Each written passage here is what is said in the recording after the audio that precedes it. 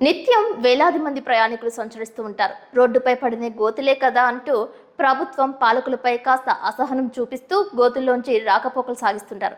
కానీ వాటిని పూడ్చడానికి ముందుకు రారు. కానీ ఒక రిక్షా కార్మికుడు చేసిన చర్యలు ఔరా అనిపిస్తున్నాయి. సాటి ప్రయాణికులను పాలకులను సైతం ప్రశ్నిస్తున్నాయి. జంగారెడ్డిగూడెం మండలం పేరంపేట రహదారిలో పెద్ద పెద్ద గోతులు ఏర్పడ్డాయి. వాటిని లగేజ్ రిక్షా కార్మికుడు పూడుస్తున్న దృశ్యాలు సోషల్ మీడియాలో వైరల్ గా మారాయి. నిత్యం ప్రజలు ఆ గోతుల్లో పడటం, ద్విచక్ర వాహనదారులు 3 చక్రాల్లో ప్రయాణించేవారు ప్రమాదాలకు గురి కావడంతో తానే స్వయంగా రహదారిపై పడిన గోతులను పూడ్చడానికి ముందుకు వచ్చాడు. రిక్షాపై పెద్ద పెద్ద రాళ్లను చేర్చి ఆ గోతుల్లో పూడ్చే ప్రయత్నం చేశాడు. వీటి ఫలితం ఎలా ఉంటుందో తెలియదు గానీ ఆ గోతులను పూడ్చడానికి తాను చేస్తున్న కృషిని పలువురు అభినందిస్తున్నారు.